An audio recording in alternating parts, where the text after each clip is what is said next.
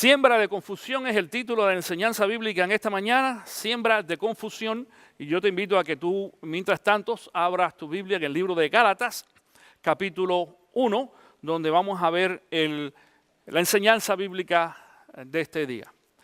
Ahora, quiero explicar primero por qué este título de siembra de confusión, porque literalmente hablando quizás no tenga mucho que ver el sembrar y la cuestión de la confusión, pero lo vas a entender a través de la enseñanza bíblica en esta ocasión. Quiero decir primeramente de que la iglesia pasó a través, y está pasando aún en estos momentos, a través de varias experiencias desde el principio de la iglesia, desde la fundación de la iglesia. Hubieron algunos casos donde vamos a ver en la Biblia que personas externas que de alguna forma se hicieron internas, es decir, vinieron a ser parte de la iglesia cristiana, venían con enseñanzas y con ideas que no eran necesariamente bíblicas o que venían como parte del fundamento que había establecido Cristo Jesús.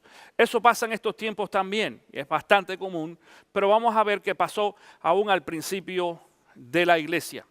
En estos momentos ya tú sabes de que hay diferentes tipos de denominaciones, diferentes tipos de iglesias cristianas. Cada uno pues tiene un estilo diferente. Yo quiero explicarte algo en esta mañana porque alguien me preguntaba hace unos días atrás, pastor, ¿por qué existen tantas iglesias o tantas denominaciones? Y hablando de esto también quiero decir lo siguiente. En algunas ocasiones también tú has escuchado hablar de iglesias no denominacionales. ¿Tú entiendes esto? Es decir, que no pertenece. Cuando hablamos de denominaciones, generalmente la primera iglesia denominacional que conocemos es la iglesia católica. ¿Okay? Es una denominación, ese es el nombre. Aparte de eso, pues están los pentecostales, los bautistas, los adventistas, los presbiterianos, los luteranos. Hay diferentes denominaciones. Pero entonces están también las iglesias que son no denominacionales. Bueno, déjame decirte algo. Como principio de organización, aunque muchas iglesias y muchos pastores no quieren reconocerlo así, el ser no denominacional te hace automáticamente parte de una denominación. Nada más que es una denominación que no tiene nombre, que es independiente. Pasa algo parecido a los partidos políticos en este país. Están los republicanos y están los demócratas. Son los dos básicos. Pero el que no quiere ser ni republicano ni demócrata, ¿qué cosa es? Independiente. No tiene que ver nada con nadie. Y entonces, pero los más fuertes sabemos que son republicanos y demócratas. Eso es lo que pasa en este país, en los Estados Unidos, al menos con la cuestión de la política. Algo similar pasa con la cuestión de las iglesias. Ahora, ¿por qué hay tantas iglesias? Bueno, hay dos razones por las cuales hay diferentes tipos de iglesias o diferentes tipos de denominaciones. La primera razón en esta mañana es el perfil de la iglesia. Es decir, hay algunas iglesias que tienen ciertas características y otras tienen otras, aunque las denominaciones han cambiado por muchos años. Pero, por ejemplo, por decir algo, si tú te vas a una iglesia bautista tradicional o metodista tradicional, te vas a dar cuenta de que son generalmente más calmados, más callados. El estilo de vestimenta ni del pastor ni de las personas es lo que para nosotros comúnmente en el día de hoy. Ninguno de ustedes, no veo a nadie en este día con un traje ni con un saco y menos con una corbata. Algunos hombres quizás no se pongan corbata porque la mujer los agarre por ahí, pero no, aquí esta mañana no hay nadie con corbata. Pero si tú vas a una iglesia tradicional o por ejemplo si vienes al servicio en inglés americano aquí en esta mañana, vas a ver que la mayoría de las personas que vienen a esta iglesia por la mañana al servicio en inglés vienen con su traje y su corbata y las mujeres emperifolladas de arriba abajo. Eso no es ningún problema. Yo creo que tú entiendes que son las diferencias en algunas ocasiones de las congregaciones. Nosotros estuvimos en el día de ayer, algunos de los líderes de la iglesia, en una conferencia de desarrollo de iglesia en Gainesville y el conferencista que estaba hablando mencionaba esto. Esto es un concepto que se maneja no solamente en Iglo Crecimiento, sino en desarrollo de iglesia también, donde hay iglesias diferentes para gente diferente. nosotros todos somos diferentes. Lo que pasa es que, por ejemplo, los miembros de CC Vida ahora, de esta iglesia, entramos dentro de cierto patrón. Aunque todos nosotros somos diferentes, entramos dentro de cierto patrón y nos ajustamos a lo que es el modelo de CC Vida. Pero a lo mejor otra persona que venga aquí a esta iglesia no le va a gustar. O piensa que somos muy conservadores o piensa que somos muy tradicionales, cualquiera de los dos. Aunque lo seamos o no, no tiene nada que ver. Pero aparte de eso, aparte de los perfiles de las iglesias, de la música, de la forma de vestir, de todo esto, entonces están las características doctrinales, las cosas en las cuales la iglesia cree y practica. Y ese es el aspecto más crítico en la iglesia. Que la gente cante himnos o canción o música o rock o pop, yo pienso que eso es algo secundario, aunque para algunas personas es primario. Pero yo pienso, en mi opinión, que es algo secundario. Que si te pones un traje o una corbata, o si no te lo pones, o si a lo mejor vienes a la iglesia en chor. Alguien me decía el otro día, pastor, tú sabes que ir a la iglesia en chancleta es pecado. Digo, hermanito, tú tienes que decírselo a Jesús, porque Jesús iba a la iglesia en chancleta también. ¿Qué te puedo decir? No solamente iba en chancleta, iba hasta en saya. Porque ese es el tipo de vestimenta en aquel tiempo. No había ni había jeans, ni había nada de eso. Era un tipo de batola. Y si tú lo veías a la gente, parece que habían salido a la calle con la sábana que habían dormido, se la enganchaban así arriba y así salían con eso para afuera. Ese era el estilo, hermanito. Y si tú me vienes así vestido un domingo aquí, yo no te voy a decir nada. Pero estoy seguro que la gente va a decir, mira está bien weird. Sí, eso es lo que pasa. Está extraño, te ves extraño. Por eso nosotros hemos aprendido a respetar la forma de vestir de la gente mientras no sea una forma inmoral. Yo creo que tú entiendes lo que digo. Cuando digo inmoral quiere decir, por ejemplo, que las mujeres estén enseñando lo que no deben, o también los hombres. Hay ciertas formas, pero con todo y eso, respetamos que si la persona viene a la iglesia y es un nuevo creyente y no conoce al Señor, pues eventualmente no hay ni que decirle no te pongas esa ropa. La gente misma se va a dar cuenta cómo nosotros aprendemos a influir sobre las demás personas. Y las demás personas eventualmente van a coger un estilo similar al nuestro si es que se sienten bien entre nosotros. Claro, si viene una mujer de pronto a la iglesia y no viene apropiadamente vestida y viene con una minifalda o un escote y las mujeres enseguida le caen encima, no viene más. No viene más. O si viene un hombre a la iglesia quizás inapropiadamente vestido, es decir, a lo mejor viene como sport, con la camiseta esa, o sin camisa, o con la camisa abierta y todo. Es decir, cuando digo abierta, es abierta completa, como en muchas ocasiones uno ve en la calle, y uno le dice algo, no viene más. Pero cuando esa persona viene, y viene un domingo, viene dos y viene tres, y ve que los demás vestimos diferente, no tan lejos de la forma quizás que él vista, pues después se va a cerrar la camisa o ya no va a traer las camisetas esas sin manga, sino se va a poner quizás un pullover o una camisa, ve que va a ser algo diferente. O las mujeres también pues ya no se van a poner la super minifalda ni los escotes para provocar a otros hombres ni nada por el estilo, porque nosotros entonces comenzamos a influir sobre esa persona en la forma de vestir sin tenerle que decir absolutamente nada. Hay una anécdota de en una ocasión en una iglesia americana. La iglesia estaba viendo de que ellos no estaban alcanzando a cierta gente en la iglesia, eran muy tradicionales y demás, y las personas mayores andaban con su cuello y corbata y todas estas cosas. Y un día ellos empezaron a tratar de hacer otros programas de evangelismo para ganar a la gente, y un día trajeron a un predicador especial, con música especial y todo. Eso llamó la atención a la gente y empezaron a venir alguna gente a esa campaña de evangelismo, algo así, quizás de fin de semana. Y entre ellos llegó un joven, y cuando el muchacho entró venía tatuado, venía con chorro y chancletas, es decir, muy sport y demás. Y no vio así mucho a dónde sentarse. Y entonces la gente lo empezó a mirar enseguida como algo extraño.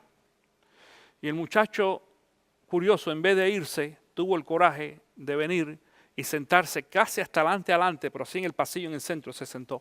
En la alfombra, ningún banco, se sentó ahí en el piso, con los pies cruzados. escuchando a lo que tenía que decir el predicador. Y se paró de ahí atrás un viejito, todo trajeado con su traje con 3 piezas, ¿saben cómo se usa con las 3 piezas? ¿Cómo se dice? Con el chaleco y la corbata y todo. Y venía con un bastón en la mano. Y dice que el pastor lo vio y dijo, ay Dios mío, este viejito que es candela. Capaz que le mete un bastonazo a este muchacho y lo saque aquí de la iglesia y yo voy a pasar tremenda pena. Y el pastor ya estaba preparado y mientras el viejito caminaba y se le acercaba al joven, la gente se empezó a dar cuenta y todo el mundo se empezó a poner nervioso. Nervioso. Y aquel viejito llegó y se le paró al lado al joven y lo miró. Hizo así, se quitó el saco, lo tiró en el piso, se quitó la corbata y todo, se remangó las mangas y se sentó al lado de aquel muchacho. Y la gente se quedó asombrada como, ¿y ahora qué pasó? Y ahí se quedó con él durante todo el servicio, hasta que se acabó el servicio, y aquel muchacho se quedó en esa iglesia. Qué bueno que el Espíritu tocó a ese señor y hizo eso. Tú sabes, se dio cuenta de que la palabra aún nos dice que debemos hacerlo como los demás para ganar algunos para el Señor. Todo esto está muy bien y todo esto es algo que nosotros practicamos también. Lo enseñamos y nosotros, tú me has escuchado decir aquí, si alguien viene que tú crees que viene inapropiadamente vestido, no le digas nada, calma, vamos a ganarlo. Acuérdate que ese es el modelo que la gente viene de afuera. Pero hay algo que sí nosotros tenemos que trabajar en la iglesia firmemente y no es en el estilo nuestro, sino en lo que nosotros enseñamos. Y ahí hay un gran problema y una gran crisis en la iglesia cristiana. Porque muchas de las denominaciones, fuera de la forma en que se visten, fuera de la forma de la música, del medio ambiente, de que si tienen o si no tienen, o si hay músicos, instrumentos, lo que sea, fuera de eso, cuando entramos dentro de lo que es la enseñanza bíblica, hay una gran crisis en la iglesia cristiana. Y crisis en la enseñanza me refiero. Crisis en qué es lo que estamos transmitiendo al pueblo. Nosotros los pastores somos responsables de eso.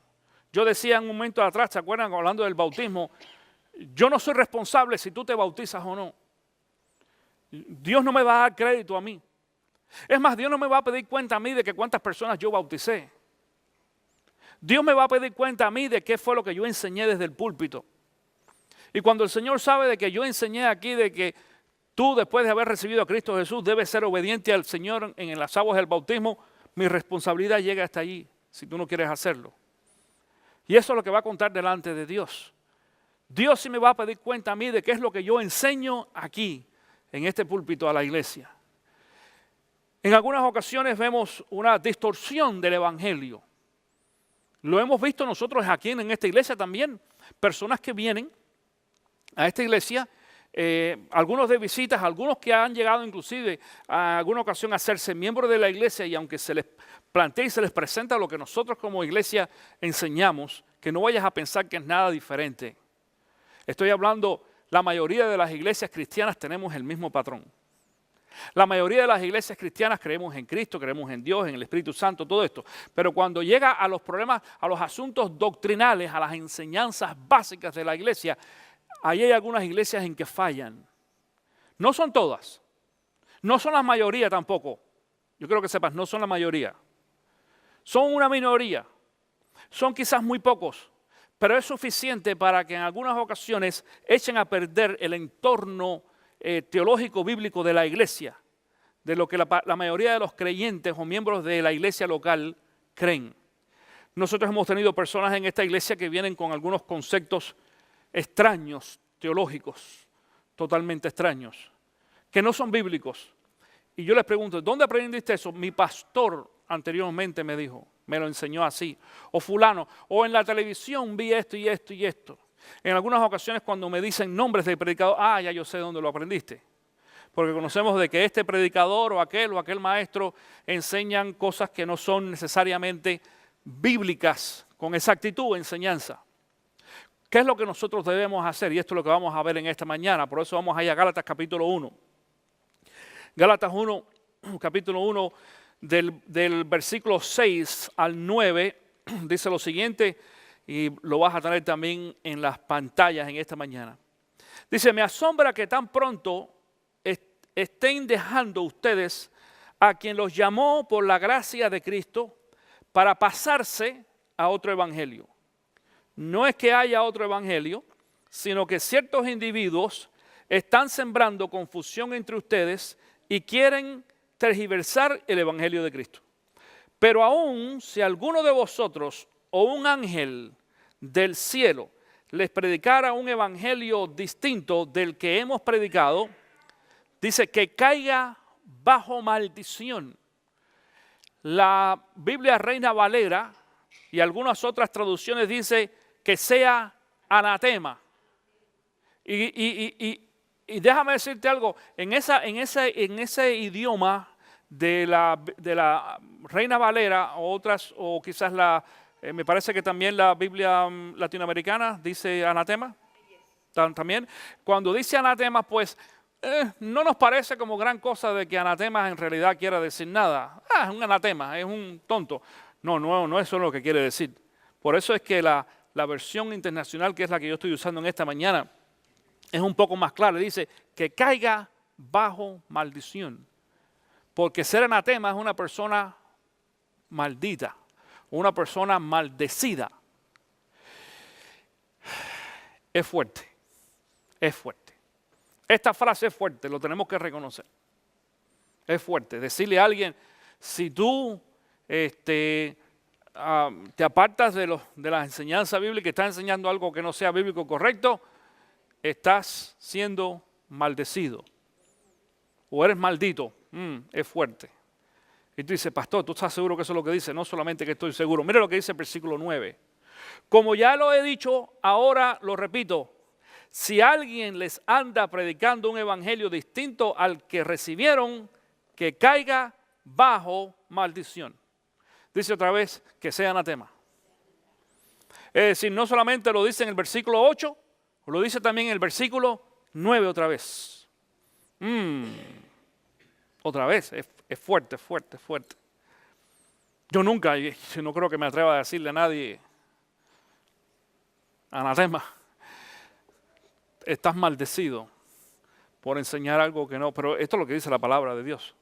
Es decir, si en alguna ocasión alguien lo dice, aunque suene fuerte, no está mal, no es incorrecto, es bíblico. Decirle a alguien que está distorsionando la palabra de Dios, que la persona ha sido maldecida. Ahora, ¿por qué? ¿Por qué sucede esto? Primeramente quiero decirte de que la iglesia en Gálatas fue una de las iglesias que Pablo participó en la fundación de ella. Es decir, Pablo fue uno de los fundadores de esta iglesia. Como resultado del trabajo misionero de Pablo al llegar allí al área en Galacia. Y Pablo había establecido esa iglesia. Habían otros creyentes envueltos en esto. A la iglesia se le había dado una forma, se le había dado un carácter doctrinal, teológico. Y ahora pues lo que pasa es que algunos años después, ya Pablo había dejado allí un líder, un pastor, algunos años después se entera de que había un grupo en esta iglesia enseñando algo diferente, y es lo que nosotros conocemos también en el libro de los Hechos, que se dice que habían gente que estaban judaizando.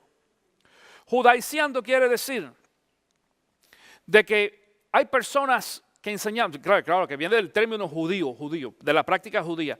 Y esto quería decir, en realidad quería decir de que los judíos decían de que para que tú fueras salvo, los hombres más que todo, tenían que circuncidarse. Entonces le enseñaban a los gálatas que no eran judíos, que si ellos querían ser también cristianos, que circuncidar como los judíos. Y esto está basado en una obra. Es decir, lo que le estaban diciendo era que aunque ellos creyeran en Cristo Jesús, además de eso, tenían que hacer cosas buenas para poder ser salvos. Bueno, si tú no sabes, hay muchas iglesias en estos momentos, en el siglo XXI, que enseñan exactamente eso. No que necesariamente los hombres tienen que ser circuncidados. Ouch, dicen algunos, mejor no. No, esto no es lo que están diciendo, pero tienen que hacer obras, cosas buenas para garantizar la salvación. Una de ellas es esta que dijimos del bautismo hace un rato. Escúchame, en esta iglesia no te enseñamos de que tú te tienes que bautizar para ser salvo. No. El bautismo no le da salvación a nadie. En algunas iglesias sí se enseña de que si tú no te bautizas, tú no eres salvo. Por eso es que también hay otras iglesias que bautizan a los niños chiquititos, por si se mueren que se vayan al cielo, para que sean salvos. La Biblia dice de que Cristo Jesús dice de los niños es el reino de los cielos. El bautismo no da salvación. El bautismo es simplemente una expresión de obediencia de parte nuestra. Punto. Ya yo soy salvo. Lo que me salva a mí es mi relación con Cristo, el haber creído en Cristo como mi Salvador. No el bautismo, todavía no estoy en ese texto bíblico. No es el bautismo. Ahora, también enseñan otras cosas. También enseñan, por ejemplo, que aparte de tú creer en Cristo, necesitas ir a la iglesia todos los domingos.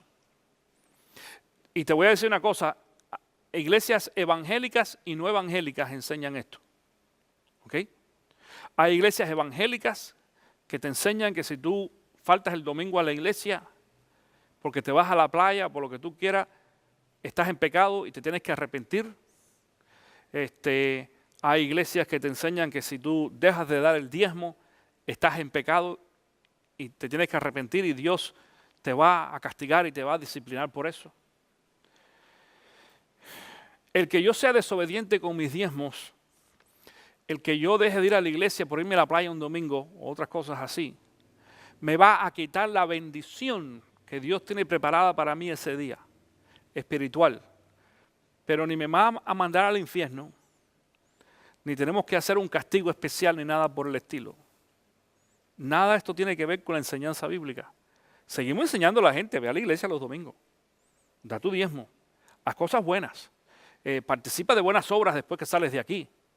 No estés envuelto en malos negocios, no estés haciendo cosas que no son apropiadas para un cristiano. Pero nada de eso, el dejar de hacer eso o el hacer cosas buenas, nos dan a nosotros salvación. Las personas que trabajan en esta iglesia y que nos ayudan tirando cable y preparando y las cámaras y el audio y todo lo demás, no lo hacen por ser salvo. Por eso es que tú tienes en tu casa de vez en cuando la visita de algunas personas que vienen en muchas ocasiones en bicicleta, siempre con pantalón negro y camisa blanca y corbata, ¿te has fijado? Y son bien insistentes. Y te tocan y te tocan y te tocan y lo vuelven a uno loco. Si a mí que soy pastor me vuelven loco, imagínate a otro uno que no sea. ¿Por qué lo hacen así? ¿Por qué son tan insistentes? Porque a ellos le enseñan en su iglesia que la salvación de ellos depende de cuántas personas ellos traigan a la iglesia. Eso es lo que ellos creen. Eso es lo que enseñan. Y si no trajiste a ninguno a la iglesia, no vas a ser parte de los 144,000. Yo creo que se pasaron ya los números, pero de todas maneras. Esa es la enseñanza que ellos traen. En esta ocasión en Gálatas, en esta iglesia que había establecido Pablo, estaba pasando algo similar. Y yo siento también, porque es curioso en esta ocasión, decir, Padre, pero ¿por qué Pablo se pone tan celoso por esto? Bueno, yo he fundado 2 iglesias anteriormente, 3 ya anteriormente. La primera de ellas está en Las Vegas y funciona todavía. Y aunque quizás las cosas que se hacen allí, si yo fuera el pastor no las hiciera así. Yo no tengo nada ya que ver con esa iglesia. Pero si esa iglesia se hubiera apartado de la palabra del Señor, de la enseñanza, no de las cosas que se hacen, sino de la enseñanza, yo fuera el primero que me sentaría y les mandara ya una carta, no, sino un email o textos a los hermanos de la iglesia, quizás al pastor diciendo, hey, ¿qué pasó? Yo fui el fundador de esa iglesia y yo sé cuál fue la base bíblica, teológica que yo establecí allí en esa iglesia. ¿Por qué tú has cambiado el patrón bíblico? ¿Por qué enseñas algo diferente? Y dice aquí este texto bíblico en esta ocasión, me asombra otra vez, me asombra que tan pronto hayan dejado ustedes a quienes los llamó a la gracia de Cristo para pasarse a otro evangelio. Y mira lo que dice el versículo 7, muy importante el 7. No es que haya otro evangelio, sino que ciertos individuos están sembrando confusión entre ustedes y quieren transversar el evangelio de Cristo. Por eso es el título de esta enseñanza, que dice que están sembrando confusión. Y yo creo que tú entiendas cuál es el proceso de esto. No están enseñando confusión, están sembrando. Claro, es una enseñanza, pero no es que se paran desde aquí al frente a enseñar algo equivocado. Tú sabes que la siembra es un proceso muy largo. Aquellos de nosotros, porque yo estaba envuelto en esto, en sembrar en alguna ocasión, tanto en nuestros países o aquí ahora, no sé, a lo mejor algunos de ustedes tienen su huertito ahí en la casa. ¿Hay alguien que tiene un huerto en la casa? Tú tienes el tuyo, qué bueno. Ah, mira, Luis Carmen tiene un huerto espectacular, fantástico allí, tremendo. Pero eso no sale de un día para otro, Luis lo sabe. Y se ha tenido que echar unos cuantos días en el sol y echando abonos y todo lo demás para que eso salga. Es un proceso donde algunas personas en la iglesia, atención con esto, algunas personas en la iglesia entran en la iglesia y mientras el pastor está predicando, le están diciendo a la persona que está al lado, porque empiezan a coger confianza contigo, te voy a decir algunas de las estrategias que usan, empiezan a darle algunas notas que son diferentes a lo que el pastor está diciendo. O después se reúnen y se van por ahí en tu casa y te empiezan a sembrar, y déjame decirte esto. Este tipo de gente no escoge a los creyentes maduros en la iglesia. Ellos no escogerían, por ejemplo, a Luis y a Carmen. Ellos no escogerían a Anita o a Feliciano. Digo esto porque yo sé que ellos tienen muchos años en los caminos del Señor. Ellos escogen a los más nuevecitos. O a los que vean así un poquito más como débiles, como que no están seguros de qué. Y le empiezan a hacer preguntas. Y si ven que tú tienes alguna duda y titubeas en algo, ahí empiezan a meterte la enseñanza que no es bíblica. Aquí nos ha pasado en esta iglesia. Y yo he tenido que enfrentarme a esa gente fuertemente. Fuertemente en clases en muchas ocasiones, porque más que todo en las clases de media semana o en los grupos, cuando vienen algunas de esas ideas por la participación de la gente, que no se hace el domingo, porque esto es un monólogo, yo solamente estoy predicando, pero en los días entre semana o en los pequeños grupos, pues hay la oportunidad de una interacción. Por eso es que los animamos a ustedes a que participen de los grupos pequeños, para que puedan participar y puedan preguntar y puedan expresar. Claro, no tengan miedo, mejor no expreso nada porque si digo algo. No, si tú dices algo por inocencia, porque quieres aprender, no es ningún problema. Pero si tú dices algo con la idea de cambiar el mensaje bíblico, ahí sí yo soy el primero que te voy a saltar, te voy a decir, no, estás mal, estás equivocado. Pero yo recuerdo que aquí hubo en esta iglesia una familia que empezó a meterle la cizaña, decimos esto, creyentes, escúchame, son cristianos, es más, son cristianos y yo creo que se van al cielo, muy probable, pero están equivocados en la doctrina. Y empezaron a enseñar a algunas personas aquí en la iglesia que si ellos querían ser salvos, tenían que hacer cosas buenas y si no iban a perder la salvación. Nosotros somos una iglesia que no creemos en la pérdida de la salvación. No es un invento, es una enseñanza bíblica. Yo creo que deshonraría el poder que tiene Cristo Jesús si yo digo que mi salvación se puede perder. Porque le estoy diciendo a Cristo Jesús, tú no eres suficiente para salvarme a mí. Yo también tengo que hacer algo para salvarme a mí también. Sería una falta de respeto delante de Cristo Jesús. Y esa familia se puso molesta conmigo, tan molesta cuando yo los enfrenté, que ellos llegaron a irse de la iglesia.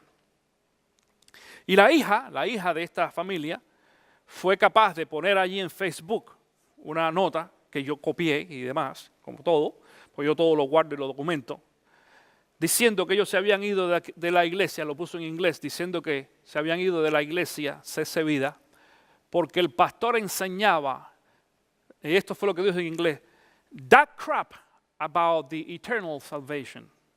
Esa basura referente a la salvación eterna. Esa fue la expresión que usó. Supuestamente cristiana. Usó la palabra crap, basura, porquería. Es decir, que el enseñar de que la salvación es eterna, eso es una porquería. Porque la salvación no es eterna, se pierde. Y si tú no vienes a la iglesia, pierdes tu salvación. Lo más curioso es que esa joven, desde el tiempo que se fue de C.C. Vida, estuvo mucho tiempo sin ir a la iglesia. Me imagino que se haya tenido que arrepentir de nuevo para salvarse en la próxima iglesia que fue. De acuerdo a lo que ella enseñaba. Pero ese es el trabajo mío, como pastor. El defender a la iglesia de este tipo de individuos que vienen, como dice el versículo 7, a sembrar, ¿la qué? La confusión. Fíjate que dice allí en esa ocasión, no es que haya otro evangelio, sino que ciertos individuos están sembrando confusión entre ustedes. Es un proceso otra vez. Están sembrando. Iglesia, ojo, uno tiene que estar, mira, con los ojos abiertos y con los oídos bien allí, prestando atención a qué es lo que la gente dice. Porque yo he sido muy claro aquí en esta iglesia, en la enseñanza bíblica. Y en algunas ocasiones me frustro cuando veo a algunas personas que han escuchado lo que yo he enseñado en esta iglesia. No una, ni dos, ni tres, 10 y 20 veces. Y de pronto tú le haces una pregunta y andan todos despistados o dicen cosas que no tienen nada que ver con la enseñanza bíblica. Y digo, ¿y qué estás haciendo en la iglesia? Cuando tú vienes y te sientas allí, ¿estás escuchando lo que yo estoy enseñando? ¿Estás tomando nota? En muchas ocasiones nos damos cuenta de aquellos que no toman nota. Yo sé que muchos de ustedes toman nota. Y aparte de la información que podamos dar, tú traes allí tu librito o lo que sea y tú estás escribiendo, porque esa es la forma mejor de poder aprender. Para eso venimos a la iglesia. La cuestión es que Pablo toma una reacción en esta ocasión y uno dice, ¿y por qué se pone tan celoso? Porque cuando dejamos que otras personas entren a la iglesia y contaminen la enseñanza bíblica, cuando vienes a ver aún la iglesia no solamente coge otro rumbo, la iglesia inclusive llega a desboronarse. Desafortunadamente sucede así, ha pasado en muchas ocasiones. Ahora te quiero decir que hay una diferencia entre predicar algo que no es bíblico a predicar por motivos incorrectos. Atención con esto. Hay personas que no están predicando por un motivo adecuado. No están motivados por un llamamiento. No están motivados porque ellos piensan de que el mensaje que están dando es para atraer a las personas a los pies de Cristo Jesús. Hay algunos que lo hacen por competencia. Y a lo mejor tú te vas a extrañar. ¿Cómo que competencia? Sí. Hay pastores que son pastores por tratar de probarle a otro que ellos pueden ser pastor. Entre comillas. Tengan o no tengan llamado. Yo soy de los que creo firmemente de que la persona que no tiene un llamado para el ministerio, eventualmente tira la toalla. Puede ser que dure 5 o 10 años, pero eventualmente tiran la toalla. Y tú haces así y ves. Escúchame, yo los he visto. Una de las formas más fáciles de tirar la toalla en el ministerio pastoral es decir, bueno, para estar dentro del ambiente me voy a trabajar en cualquier ministerio por ahí.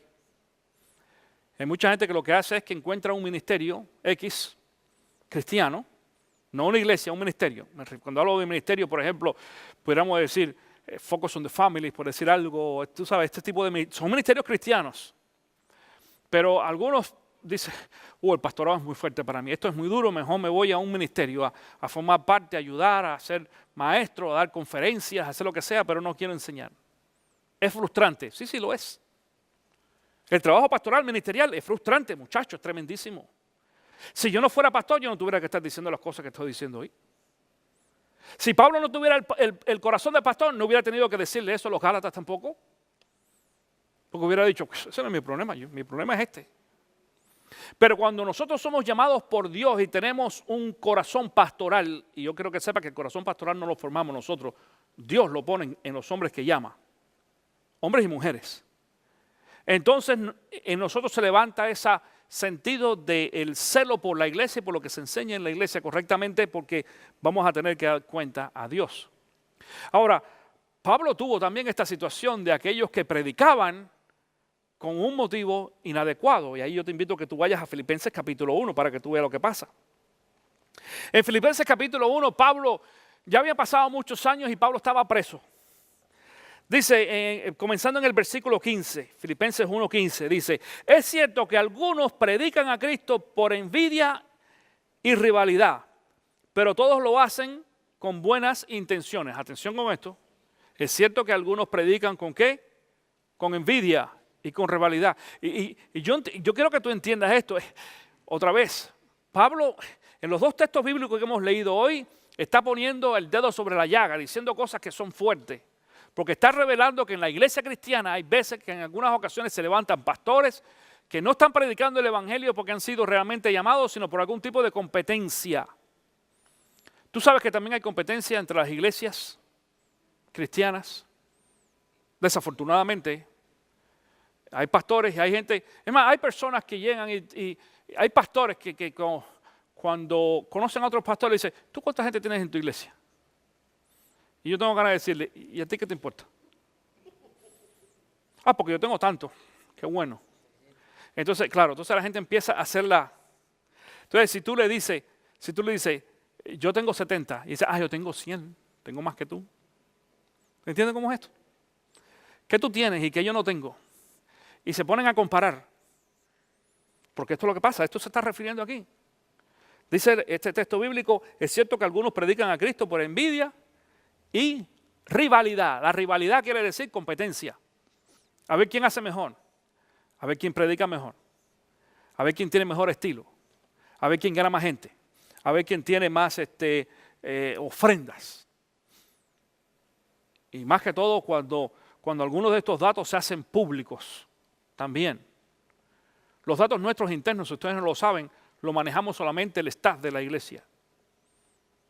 Yo nunca he puesto en internet ahí cuánto se recogió en esta iglesia de ofrenda. Se ponen en algunas ocasiones en algunos documentos que la iglesia le pertenece. Y lo dejamos saber, y mucho menos decir cuánto cada persona da, porque eso es privado. Eso no lo sabe nadie.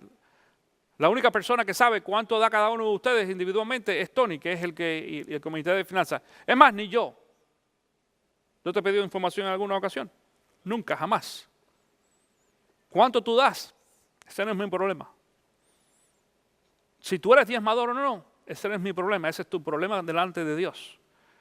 Mi trabajo como pastor es dejarte saber cuando Tony como director de finanzas me dice, pastor, las cosas están duras y no tenemos la plata suficiente. Entonces pues yo le dejo saber a la iglesia, hermano, hay que hacer dos cosas. La primera, ¿cuál es?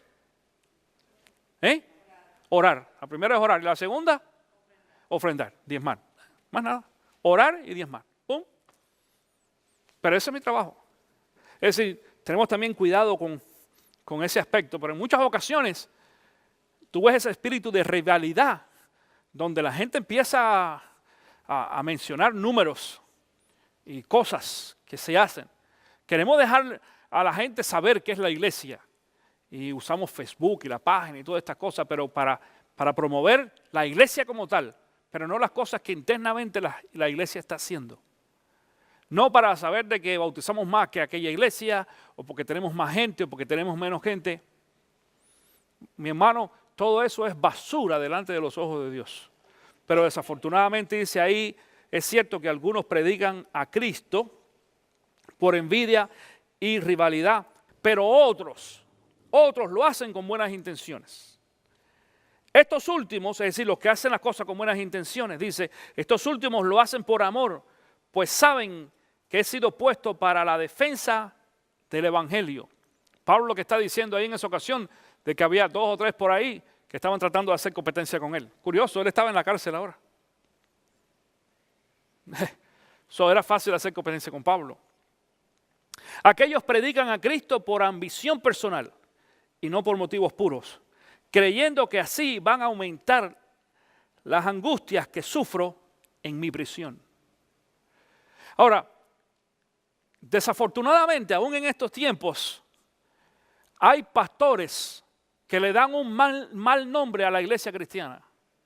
Hay algunos líderes, entre comillas cristianos, que le dan un mal nombre a la iglesia cristiana. ¿Y cómo conocerlos? Bien interesante. Bueno, por ejemplo, una de las cosas que nosotros pudiéramos hablar, porque cuando decimos esta cuestión de cómo identificar algunas de estas enseñanzas que no son bíblicas, bueno, entre muchas otras cosas que pudiéramos decir, por ejemplo, está ahora el Evangelio de la Prosperidad, que también está conocido como teología de la prosperidad, que dice de que Cristo quiere o Dios quiere que todo el mundo sea rico. Está la cuestión de la pérdida de la salvación, filosofía humanista, por ejemplo, entre otras cosas. Hay una serie de enseñanzas bíblicas que no son bíblicas. Yo creo en la prosperidad. Yo creo de que Dios quiere de que tú prosperes y yo también. Dios quiere lo mejor para nosotros. Dios quiere y tiene, no solamente quiere, tiene un trabajo bueno para ti. Dios quiere y tiene también una buena situación económica para ti. No solamente económica, social y emocional y física, de alguna forma. Pero la va a traer cuando Él crea conveniente. No solamente eso. Esa situación económica que yo quisiera tener, ¿cuánto será? Es a la medida de Dios, no a la medida mía, porque en muchas ocasiones pensamos, porque otra vez, esta cuestión de la prosperidad enseña de que todos tenemos que, si tú no estás bien económicamente, si a ti te falta el trabajo además, es porque estás en pecado, es porque tienes un problema. Pudiera ser que alguien, como resultado del pecado, tenga un problema económico, pero la mayoría de las personas no. La mayoría de los cristianos que no tienen situación buena económica, no tienen un trabajo, tienen algún problema, no tiene nada que ver con pecado, tiene que ver con una situación económica del mundo entero, punto. Y se acabó, a pesar de que Dios quiere lo mejor para nosotros, de todas maneras. Si hablamos de la salvación, por ejemplo, ¿cómo yo sé que una persona está enseñando algo incorrecto a través de la salvación? Bueno, me tengo que ir a estudiar todos los textos bíblicos que hablan sobre la salvación. ¿Qué es lo que dice? Pero este vecino mío o amigo, alguien me dijo que la salvación se pierde, pero mira lo que dice aquí la Biblia. Y si tú no tienes el conocimiento, entonces no vas a poder defenderte en contra de esas personas. Y si tú no tienes el conocimiento y el perfil de lo que era Cristo Jesús y la iglesia cristiana al principio, no vas a saber cómo la iglesia debe ser ahora, tampoco, desafortunadamente. Por eso tenemos que estar prestos. Estamos en el versículo 17, dice el versículo 18, ¿qué importa al fin y al cabo? Y sea, con motivos falsos o sinceridad, se predica a Cristo. Por eso me alegro, es más, seguiré alegrándome. Es decir, hay una diferencia.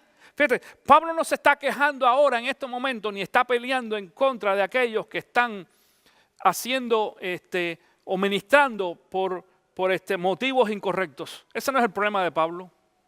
Pablo dice, ¿tú quieres seguir predicando por un motivo incorrecto? Mientras tú prediques a Cristo Jesús, no hay ningún problema. Y eso es lo que hace mucha gente. El caso de Gálatas no es ese. El caso de Gálatas no es predicar por un motivo inapropiado, es predicar un evangelio que no es el que Cristo Jesús nos dejó a cada uno de nosotros. Yo conozco a muchos pastores, algunos, déjeme decirlo correctamente, no, conozco a algunos que no tienen un motivo apropiado para hacerlo, pero lo hacen correctamente. Están predicando, fueron preparados correctamente. Eventualmente Dios los va a tocar y les va a enseñar de que ese no es el motivo, que no es para competir con otras personas, ni otros pastores, ni otras iglesias, sino para llevar el mensaje de salvación. Pero hay otros que no. Conozco a otros que predican el evangelio, lo predican mal y lo predican como negocio. Lo predican por un salario, lo predican por lo que le pueden sacar a la iglesia, lo predican por... Conozco a uno que compra hasta las propiedades para poder deducir los taxes. Y las propiedades son de esa persona, no de la iglesia. Es incorrecto. No solamente que es incorrecto, es inapropiado y tiene un motivo también incorrecto. Pero bueno, cada uno le tendrá que dar cuenta a Dios. Cada uno le tendrá que dar cuenta a Dios. Pero nosotros somos responsables de apuntar a aquel que está enseñando un mensaje o está sembrando confusión en la iglesia. Porque para eso fuimos puestos aquí. Pero no solamente nosotros como pastores, tú también, hermano. Tú también tienes la responsabilidad de defender esta iglesia.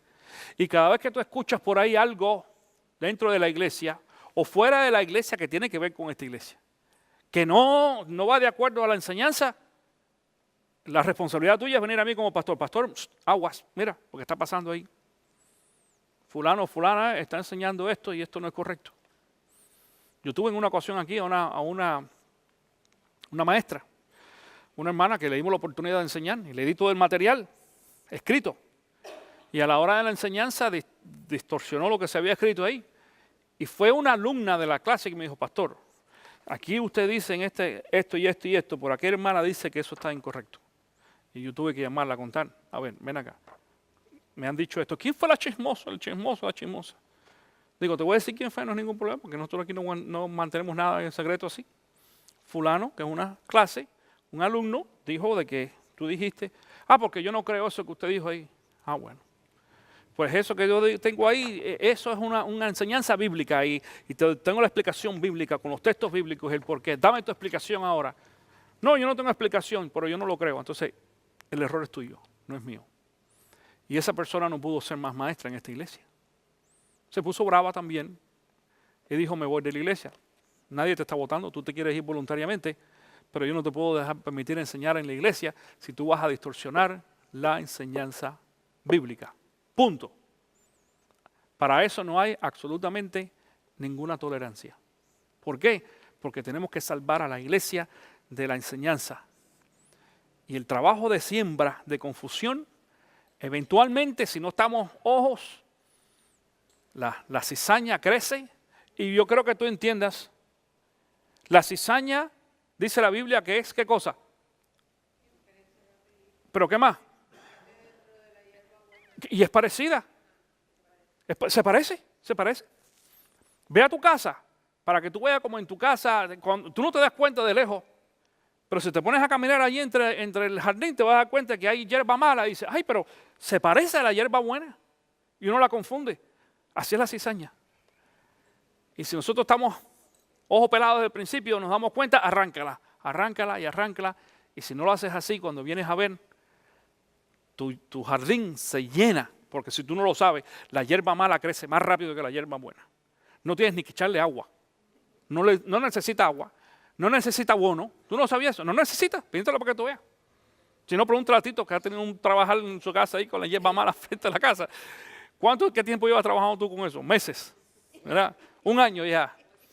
Dice, y siembra la hierba buena, pero la que sale es la hierba mala. Dice Tito que le dieron, se equivocaron ahí cuando fue a la tienda a comprar. O sea, tú pones la buena, pero nace la mala. Imagínate tú, así es. Si nos descuidamos, eso es lo que pasa. Así nos pasa también en la iglesia. Por eso es que nosotros tenemos que tener y estar bien celosos todo el tiempo de lo que la iglesia se enseña y de lo que la gente dice, para que la iglesia crezca y sea una iglesia fuerte y saludable.